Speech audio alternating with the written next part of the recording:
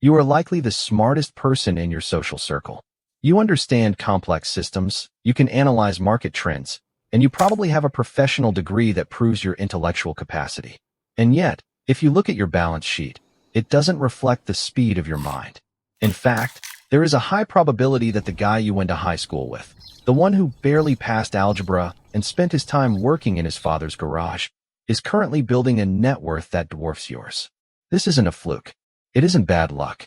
It is a biological phenomenon I call the intelligence trap.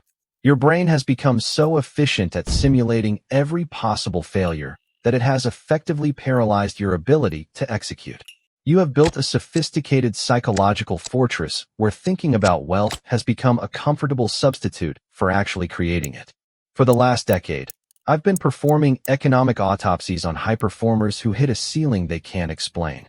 In this video, I'm going to expose the clinical reasons why being smart is your biggest financial liability. I will show you the 4 intellectual mechanisms that are keeping you broke, and I will give you the boring alpha framework to bypass your own intelligence and start operating with the brutal simplicity that actually builds empires. If you've spent years planning, researching, and optimizing without seeing a radical shift in your net worth, you need to pay very close attention. The system you're using to analyze your life is the same one that's extracting your future. Let's start with the first clinical mechanism, the over-optimization trap. High IQ individuals have a neurobiological compulsion to find the perfect path. You don't just want to invest. You want to find the optimal tax-advantaged vehicle with the lowest expense ratio and the highest historical alpha, adjusted for current geopolitical volatility. You spend 3 months researching a strategy that would have yielded a 2% difference over 10 years, while the average guy simply opened a brokerage account and started buying. By the time you've finished your spreadsheet, he has already gained 3 months of compound growth and, more importantly, 3 months of market data. You are trading real-world results for theoretical perfection. This is a tax on your time, your energy, and your capital. According to a study from the Journal of Behavioral Finance, individual investors who demonstrate higher levels of financial literacy often underperform simple index funds. Why? Because they believe their intelligence allows them to outsmart the baseline. They overcomplicate their portfolios, they overtrade based on analysis, and they incur massive opportunity costs while waiting for the perfect entry point. They are suffering from what psychologists call the illusion of control. You think that by adding layers of complexity, you are reducing risk. In reality, you are just increasing friction. Complexity is not a sign of sophistication. It is a sign of insecurity. It is a way for your ego to feel productive while your bank account remains stagnant. The second mechanism is even more dangerous, the arrogance tax. When you are smart, you are used to being right. You've spent your life being rewarded for having the correct answer in a controlled environment, school, university, a corporate job. But the market is not a controlled environment. It is a chaotic, irrational system that doesn't care about your GPA. The arrogance tax is the price you pay when you believe you are above the boring, repetitive habits that actually build wealth. You think that tracking your expenses daily or automating a small monthly investment is beneath someone of your intellect. You're looking for a complex, genius-level secret while you're bleeding out through small, unmanaged leaks. You are too smart to follow a simple plan, so you follow a complex plan that fails. This brings us to the third mechanism, the simulation gap. High IQ individuals possess a highly developed prefrontal cortex capable of running thousands of mental simulations per second. While this is an evolutionary advantage for avoiding predators, it is a catastrophic disadvantage for building wealth. When an average person sees an opportunity, they take the first step. When you see an opportunity, you simulate the next 10 years. You simulate the tax implications, the potential regulatory changes, the market saturation, and the ultimate failure. By the time your brain has finished the simulation, your body has stayed perfectly still. You have experienced the psychological exhaustion of failure without ever having the possibility of the reward. You are tired from a race you never actually started. You are living in a mental sandbox where everything is controlled, while the real world is passing you by. This is why the guy you went to school with who wasn't half as smart as you is now twice as wealthy. He didn't have enough data to simulate failure. so he accidentally stumbled into success. This leads to what I call action atrophy. In a clinical sense, atrophy is the wasting away of a tissue due to the degeneration of cells. In your financial life, your ability to make decisions is a muscle that is atrophied because you have replaced execution with research. You believe that by reading one more book, listening to one more case study, or watching one more video like this one, you are moving closer to your goal. You are not. You are simply feeding your ego a diet of productive procrastination. This is a sophisticated coping mechanism for the fear of being wrong. If you never start, your theory of success remains perfect. Your intelligence allows you to build an unassailable fortress of what-if scenarios, and you stay there because reality is messy and unpredictable. The market values speed of iteration over depth of contemplation. While you are optimizing your plan, your less intelligent competitor is already on his third version of a product that is actually making money. The fourth mechanism is the A-student curse. In a structured academic environment, you were taught that the world is a series of problems with single, correct answers that can be found through diligent study. You were rewarded for your ability to minimize risk and avoid mistakes. But wealth creation is the exact opposite. It is a series of messy experiments where the person who makes the most mistakes fastest wins.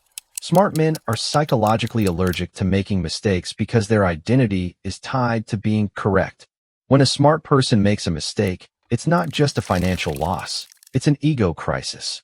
To avoid that crisis, you stay in the safety of analysis. You are waiting for a level of certainty that simply does not exist in the real economy. You are paralyzed by the very intelligence that should be your greatest tool. You have become a prisoner of your own high standards. Consider the data on entrepreneurial success. Research often shows that entrepreneurs with moderate levels of formal education tend to build larger companies than those with advanced professional degrees. The reason isn't that they are better at business. It's that they have a higher tolerance for cognitive dissonance. They are willing to move forward with a 60% complete plan while you are waiting for 99%. This is the cost of your intelligence. It's the complexity premium you are paying to feel safe. You think you are being responsible by waiting for more information, but in reality, you are just watching your time, your most valuable asset, evaporate into the vacuum of overanalysis. You are using your brain to justify your inaction, and as a result, you are staying in the same place while people with a fraction of your talent are moving past you. The reality of the modern economy is that it doesn't reward the person who knows the most. It rewards the person who acts on the most valuable information with the least amount of friction. If your high IQ is creating friction, it is not a tool, it is a weight. You have to learn to dumb down your process. You have to learn to embrace the boring alpha, the simple, repetitive actions that your intellect wants to ignore because they aren't stimulating enough. You are looking for a complex equation to solve when the answer is simple addition and subtraction. Your brain wants to find the secret lever that no one else sees, but the lever is sitting right in front of you, and it's labeled consistent execution. Until you can separate your identity from your intelligence, you will continue to be the smartest person in the room with the smallest bank account. Now we need to address the practical manifestation of this trap, the information hoarding disorder. You likely have dozens of browser tabs open, several unread newsletters from financial analysts, and a stack of books on your nightstand about market cycles and macroeconomic theory. Your brain is convinced that the missing piece of the puzzle is out there in one of those sources. You are hunting for a secret that doesn't exist. You have fallen into the trap of believing that more information equals better decisions. In a stable, predictable environment, this might be true. But in a complex, nonlinear system like the global economy, information has a diminishing marginal utility. Past a certain point, every new piece of data you consume doesn't make your decision better. It just makes you more confident in a decision that is still essentially a gamble. You are paying for confidence with your most limited resource, time. This leads to the intellectual sunk cost. You've spent so much time researching a specific niche, let's say small cap biotech stocks or a specific real estate market, that you feel emotionally and intellectually obligated to make it work. You've invested hundreds of hours into knowing the space, but the market doesn't reward you for the hours you spent reading. It rewards you for being positioned correctly. Your intelligence is forcing you to stay in a losing position or a stagnant strategy because your ego cannot admit that all that research was for nothing. You are anchored to your own effort. A less intelligent person would have seen that the strategy wasn't working and moved on to something simpler. You, however, believe you can think your way out of a bad trade. You believe your superior understanding can override the raw data of your bank account. To break this cycle, we must implement the boring alpha protocol. This is a deliberate, clinical process designed to bypass your prefrontal cortex and force you into a state of high-leverage simplicity. The first step is what I call radical variable reduction. Most smart men try to track 50 different metrics before making a move. The boring alpha protocol requires you to identify the two, and only two, variables that actually drive 80% of the results in your chosen vehicle. If you are investing in equities, perhaps it's just the broad market index and your monthly contribution rate. If you are building a business, it's leads and conversions. Everything else, the macro trends, the Federal Reserve's next move, the latest AI hype, is noise designed to keep your smart brain occupied while you stay broke. You must treat every additional variable as a source of friction that slows down your execution. The second step is the stupid simple filter. Before you execute any strategy, you must be able to explain it to a 12-year-old in less than 30 seconds. If you cannot do this, the strategy is too complex for your own good. Complexity is where your ego hides its fear. By forcing yourself to simplify the narrative, you strip away the intellectual padding that allows you to procrastinate. If the plan is I will buy this asset every Monday regardless of the price, there is no room for analysis. There is only the action or the failure to act. Smart men hate this because it robs them of the opportunity to feel clever. It takes away the genius identity. But you have to ask yourself, do you want to feel like a genius or do you want to be wealthy? Because in the initial stages of wealth building, those two things are often mutually exclusive. The third step is the construction of an external feedback loop that is independent of your opinion. Your intelligence is a master at self-justification. If you have a bad month, your brain will find an intellectual reason why it wasn't your fault. It was the market, the timing, or a black swan event. To counter this, you need a cold, hard metric that you review with the same clinical detachment an oncologist uses to look at a scan. You are looking for the wealth velocity, the speed at which your net worth is moving toward your target, adjusted for your inputs. If that number isn't moving, your smart ideas are failing. Period. There are no excuses. There is no I'm playing the long game. There is only the data. You must learn to trust the data over your own internal monologue. Your intelligence is a storyteller. Your balance sheet is a truth teller. You also need to recognize the danger of the specialist prison. Because you are smart, you've likely spent years becoming an expert in a specific domain. This expertise gives you a sense of security, but it also creates a massive cognitive bias. You view every financial problem through the lens of your specific expertise. If you are an engineer, you look for technical flaws. If you are a lawyer, you look for risk mitigation. This narrow focus prevents you from seeing the broader, simpler economic truths that are staring you in the face. You are looking at the grains of sand while the tide is coming in. To escape the intelligence trap, you must be willing to abandon your status as an expert and become a humble student of basic economic principles. You have to be willing to be wrong in your area of expertise if it means being right about your overall financial health. This requires a level of humility that many high IQ men simply haven't developed.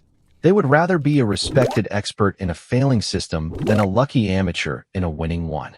But in the final audit of your life, the respect of your peers won't pay for your freedom. Only your assets will do that. Analysis is often just a sophisticated form of cowardice. It's a way to avoid the vulnerability of being judged by the world. When you are in the research phase, no one can tell you that you've failed. You are still in the potential phase. But the moment you buy the asset, start the company, or commit the capital, you are exposed. You are now subject to the laws of reality, and reality can be cruel. Smart men use their intelligence to stay in the research phase forever because it's the only place where their ego is safe. They would rather be potentially rich and definitely smart than actually wealthy and potentially wrong. You have to kill the part of you that cares about being right. You have to embrace the possibility of looking stupid in the short term to achieve a result that is undeniably intelligent in the long term. Let's look at the mathematics of your hesitation, because numbers do not have an ego, and they do not care about your high IQ. To understand the true cost of the intelligence trap, we have to look at a side-by-side clinical comparison of two archetypes. We will call the first one the analytical architect. He has an IQ of 140, a master's degree, and spent the last 18 months researching the perfect real estate entry point. He has analyzed interest rate cycles, demographic shifts, and local zoning laws.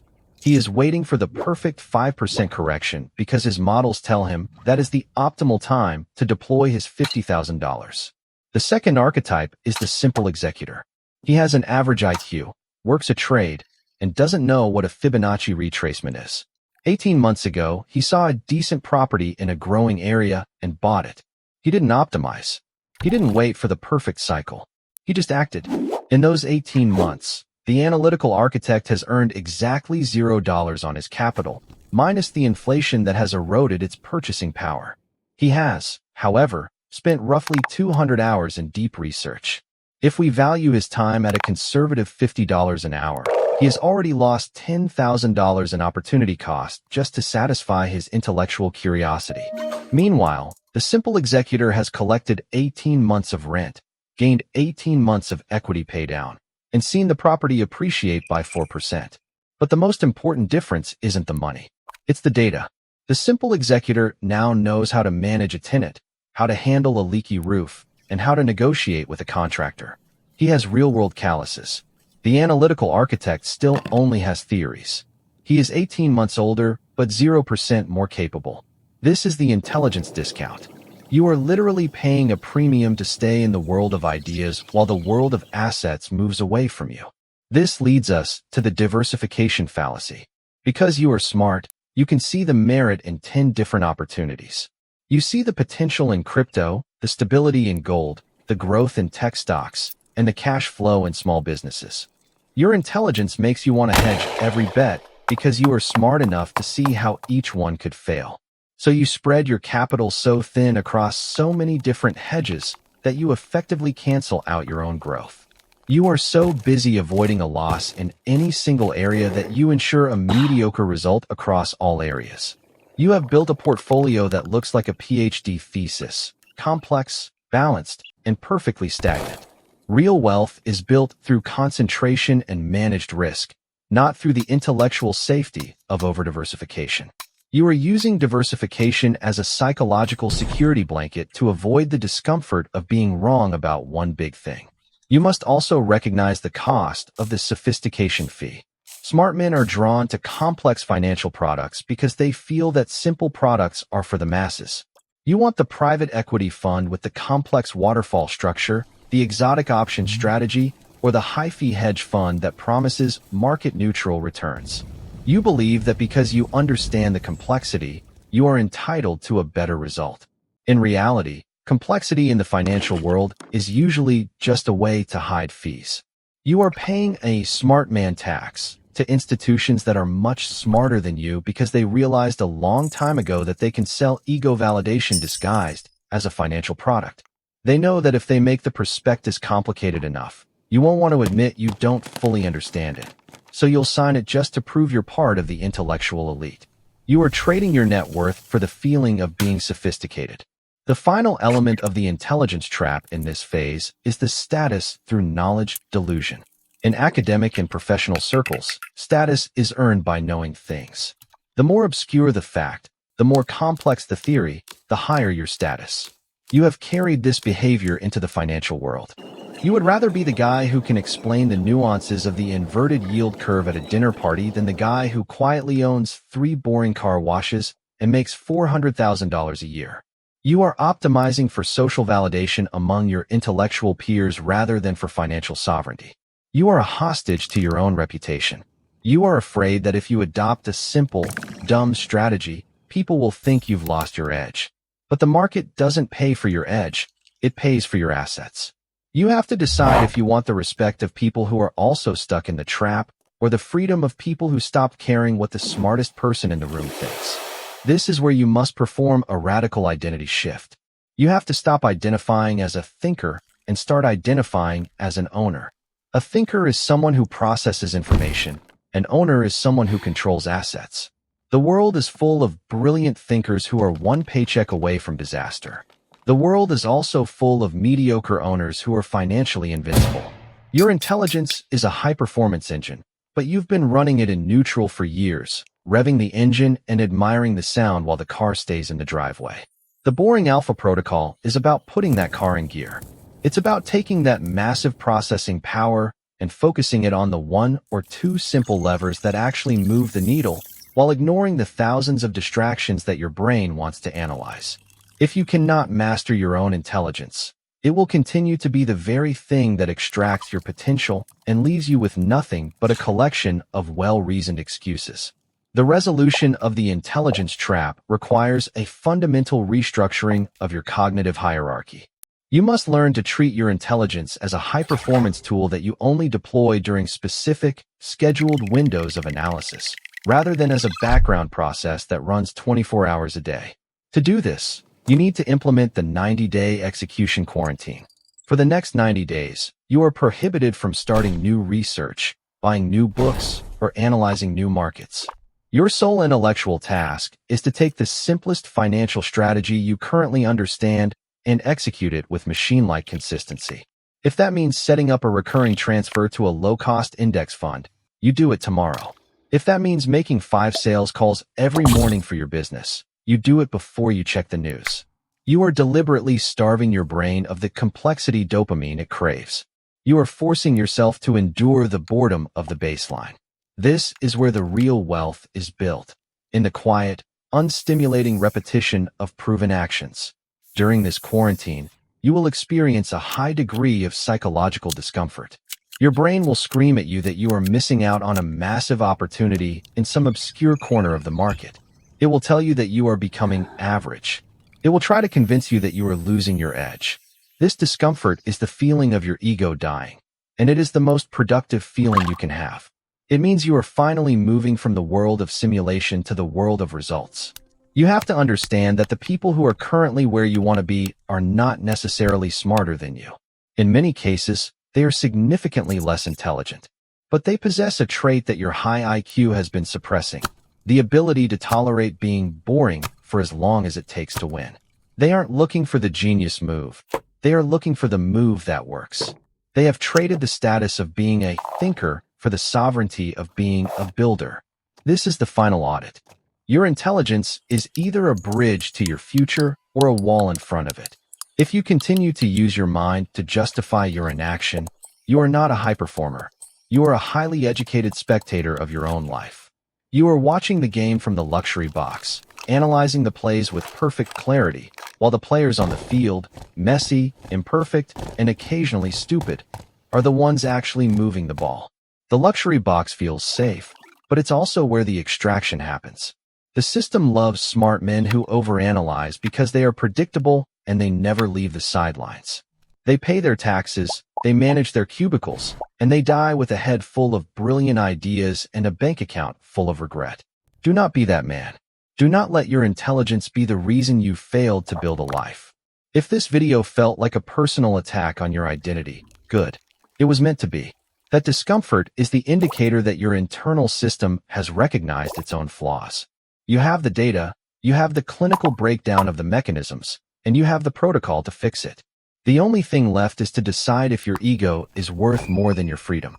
Most men will finish this video, find an intellectual reason to disagree with it, and go back to their spreadsheets and their browser tabs. They will continue to optimize their way to mediocrity. But a small percentage of you will realize that you've been your own biggest obstacle. You will close the tabs, you will simplify the plan, and you will start moving. Accountability starts now.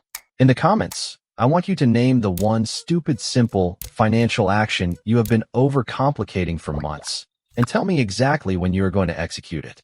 No analysis, no what-ifs, just the action and the deadline. I break down the psychological and biological patterns that keep men broke every single week. If you are ready to trade your intellectual arrogance for real-world results, hit that subscribe button. Stop thinking. Start owning. I'll see you in the next one.